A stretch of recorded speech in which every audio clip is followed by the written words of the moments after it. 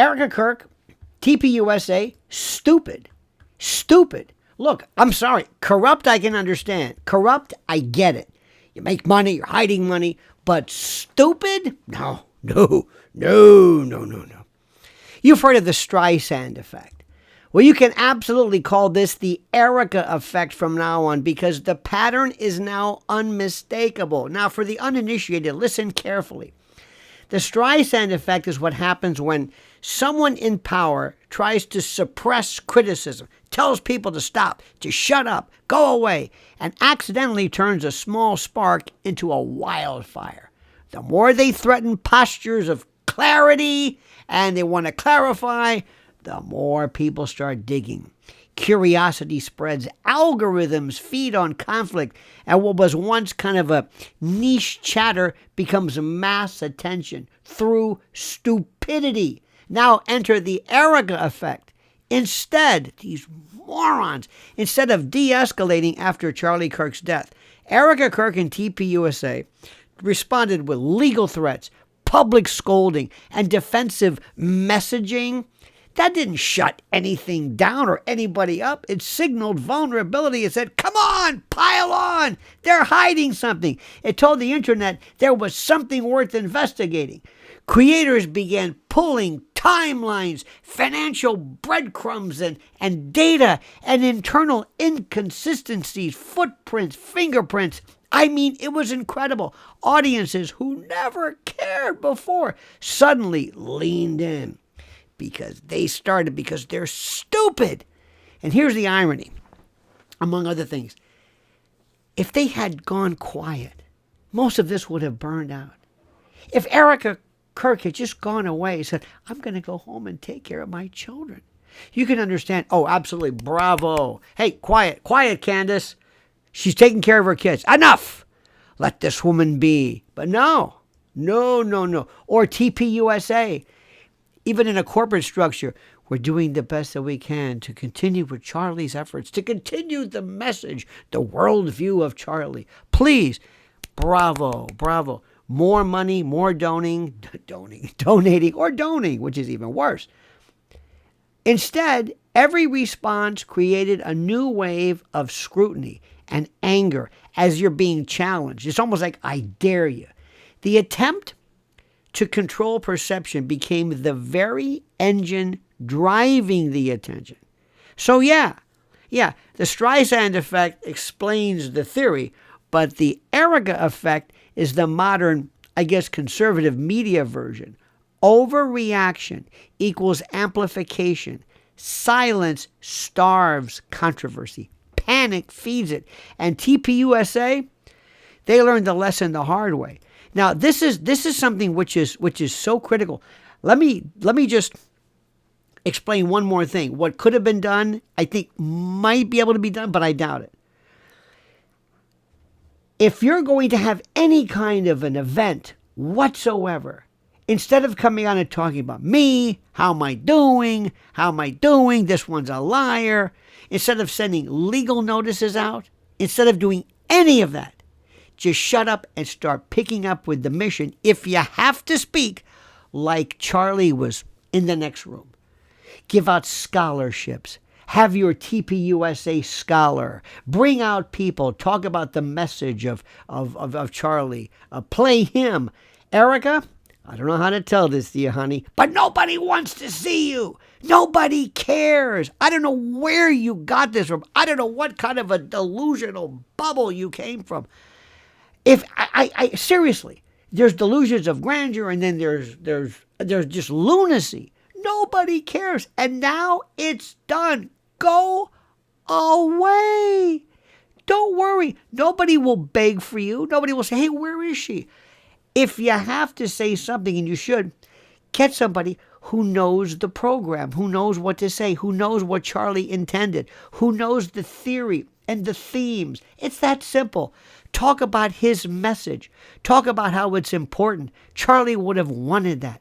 Have maybe old, well, obviously old, but old addresses from Charlie. That which expresses the gravamen, the essence, the worldview. to tell people, don't let what they did to me interrupt the good message. Remind people of what TPUSA was. Remind people of what Charlie Kirk was. Forget Erika.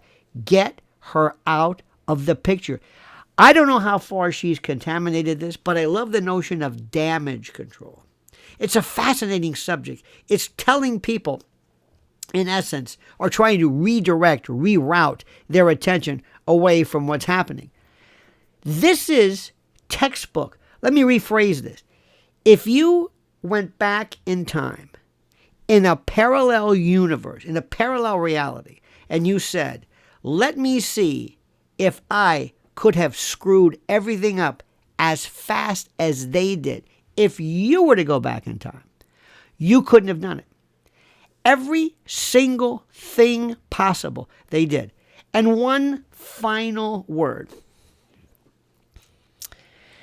There was a movie, Jack Reacher. Remember the first one with Tom Cruise? And there was this one scene where they want to get into a fight with him, and Jack Reacher is going to basically kill this guy by crushing his testicles and doing all kinds of things. And before Jack Reacher, the Tom Cruise character, goes out and destroys this guy, before he kills him and cripples him and makes him a eunuch, he looks at him and he says, remember, you wanted this. And that's precisely what Erika and TPUSA are doing. See, they think we're just civilians. They think that they're just people with cameras. No. You're turning loose people who all of a sudden overnight become forensic accountants, trial lawyers, prosecutors, detectives, each of them spurring on the other, each of them taking snippets and bits and clips from other contributors, piggybacking on that, layering it, passing it on, and you're creating this vortex, this scrum, this murmuration, this movement, this crowd movement. It's this mobocracy. It's a mob, it's a cult, it's a movement, whatever you want to call it, who are going out of their way. And they never knew. There is not, listen to me, there is not a fact, a piece of data, a receipt, a charge, a person, anything they've ever said in the past. Now they're going back and going through what she said. Was she with somebody? Did she have a boyfriend? Was she drinking? There is nothing. They're peeling away every layer of this. Why? Because they brought it on themselves. That's the part that I gotta tell you. It's the Erika Effect. Had she just gone home, she's got plenty of money, people would have actually said, I hope she's okay. There would have been concern. And then maybe she makes the occasional entrance, the occasional appearance. Not warning, but encouraging people to continue with Charlie's work, continue with his efforts, continue with that which brought us to the... Charlie would have wanted it this way, and then goes away. She would have been loved. But that would have meant that she would have had to shut down or limit her aggrandizement, the focus, the Klieg light, the looks, the outfits, the sparklers, the speeches. This is weird. I've met people before in my life, and I'm sure you have too, but especially in this kind of business, who they being not necessarily being respected or being revered or being followed, but being like, I don't want to say lusted over, that's the wrong word, but I mean like, look at her, she's famous. Isn't she beautiful? You know what I'm talking about. There are people who do it on Facebook, who do it just regular people. It's the camera, and that's great if you're some mom, some soccer mom who wants to show pictures of their tiramisu at lunch or whatever. I don't care about that. But this is different. And once you change that focus, now all eyes are on you, and TPUSA, and they're not going away. And you have creator upon creator upon creator with documents and analyses, the likes of which they must be thinking, holy Jesus, how did this start? You want to know how it started? You started it. You know why? because you're stupid.